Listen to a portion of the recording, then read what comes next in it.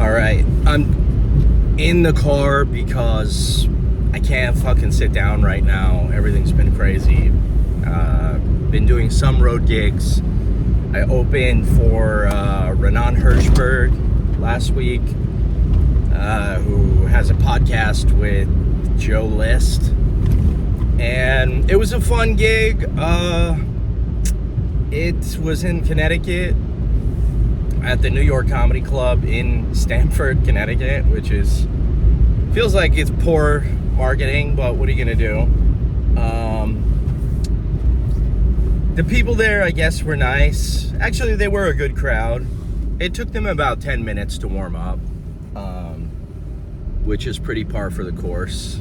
I'm driving actually right now by this house. I don't know if you can see it in the background here.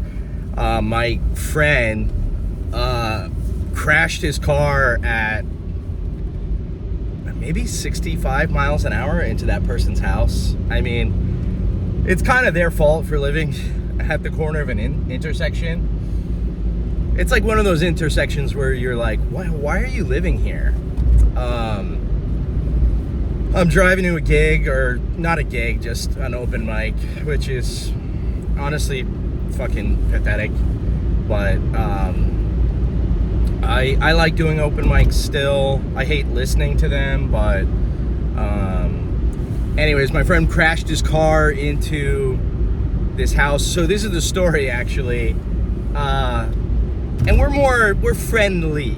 I wouldn't, friend is a very, and not friend in the Italian sense, or maybe it is. This person who I am friendly with from time to time, he's a character. His name's Alan Pickett. You can, P-I-K-E-T. You can Google him. He was on the way. I was running my hour at Wow Billiards in Concord, New Hampshire, which is actually the city where I grew up. And Alan, he'd been pestering me to do the show for a while. And finally I was like, all right.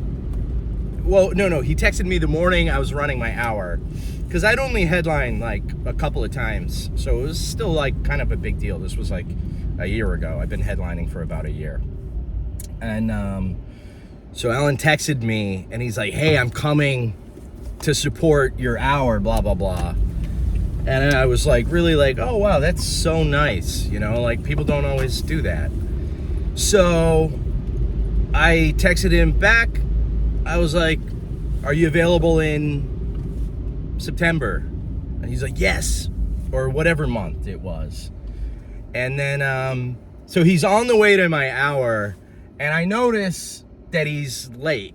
And then at a certain point, I notice that he's just not there altogether. And so I was kind of upset, because I was like, why tell me you're gonna fucking come and support me and then just not show up? Well, it turns out Alan was running late, and then at some point he decided he was speeding. He's got a white Tesla, and he was speeding. He was doing like 100 miles an hour, and then the police put their blues on, and Alan, rather than pull over, decided now's the time to run from the police in my life. So he took off at 100 miles an hour, and he actually took off around this exit, Candia Road. You can Google all this, but and then the police were still chasing him down side streets. And where the fuck do I go? How do I get to Dover? I think this is the way.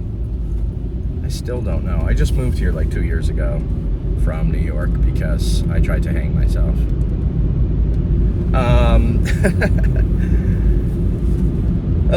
So Alan took some side streets, and then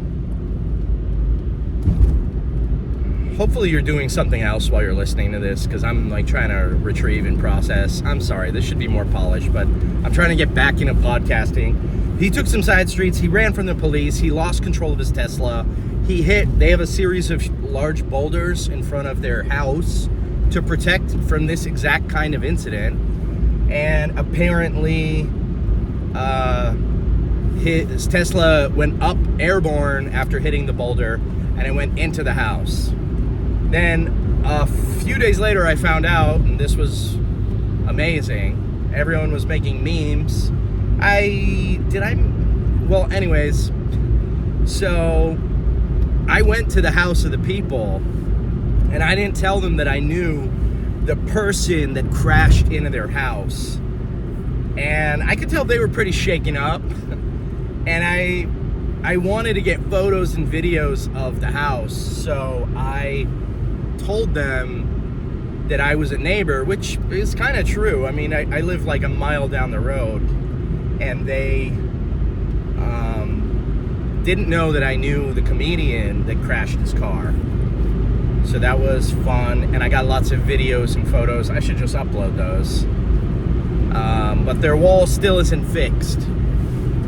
Comedians tend to have drinking problems. Although Alan apparently was sober. Most comedians that I know have some kind of problem. Although even non-comedians in life seem to have problems. I don't know any one person, like even my wife. Well, I'm probably not supposed to say this, but she's in AA. Because it's anonymous. I'm in SA. You can look that up. I don't feel like talking about it today. I've talked about it before. I'll upload videos about it. Any other stories? Trump legalized some psychedelic stuff, which is both surprising and kind of cool, because I guess so one of the drugs is for treatment-resistant depression, which is kind of cool because I have like the worst case of depression of all time. That's not true. I know two guys that had worse depression than me, but they're no longer with us. That's true. My friend, I don't want to make this podcast any darker than it needs to be. Oh, fuck it. My friend committed suicide like a year ago. Might have been 2 years ago now. The time just slips away. His family never officially said it was suicide, but he had really, really bad depression. And then they found his body in the Hudson. And I took it pretty hard. You know, he always like was kind of numb. I remember him telling me, and he was on a higher dose of lithium than I am. Oh, I did not mean to make this podcast this dark. Who was the other person? No, that turned out not to be suicide, actually. But you never know. But you know, I'm getting to the age, I'm 37, and it's like, the older you get, it's like, you just run into more people that are legitimately dying or have suicide. I know some of you are looking at this knob. People make fun of me for it, but it's like a trucker knob. It helps me like parallel park, but also sometimes I can steer with my knees if I'm eating, or, you know, sometimes I'm editing in the car too. Here, let me see if I can show you. A lot of times I'm like, I got the computer here and I'm like editing, which is super dangerous. I'm kind of hoping to die in the car. No, I just listen to stuff and I edit. It's very passive editing. It's not like I'm editing the Star Wars movies.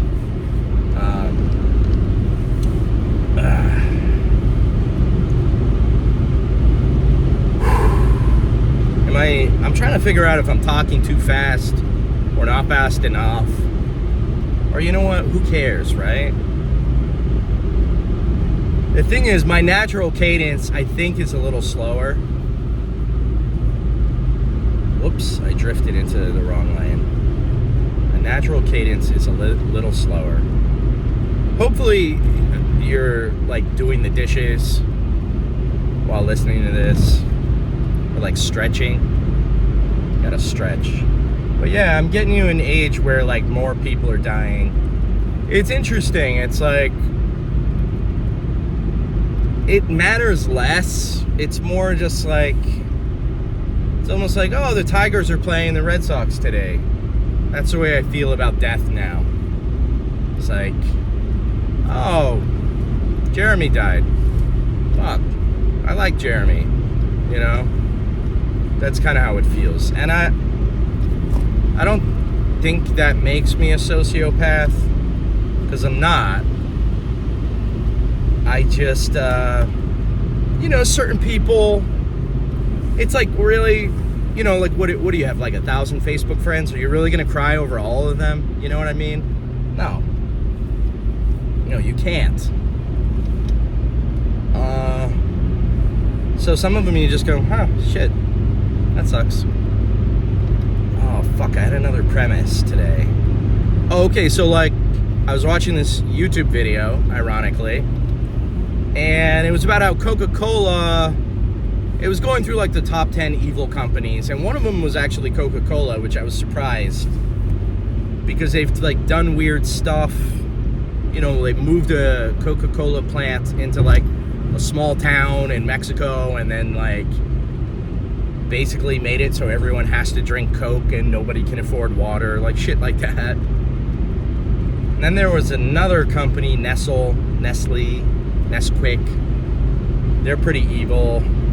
But what was interesting, some of these companies, it's like, by way of fucking us over, they lose customers because we die.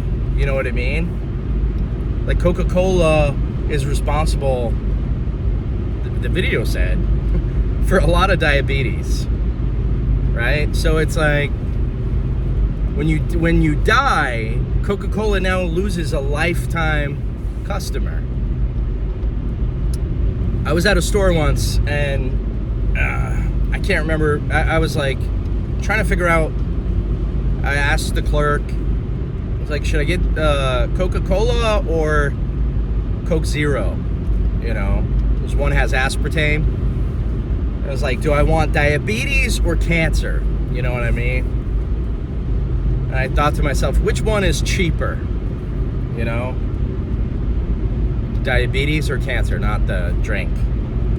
But then also with cancer, if you get cancer, there's like, everyone feels bad for you. They walk a 5K. They do, you know, if you have diabetes, at least the type 2, you know, where the one where it's your fault, nobody walks for your fat ass. You know what I mean? Like, they might, but in the back of their mind, they'll be going, yeah, we know he was. But most of the time, it's just sugary drinks, I think. I don't know. I have no merit for that. All right, I have to end. I have to rest my brain to go do this little set. Take care. Thank you.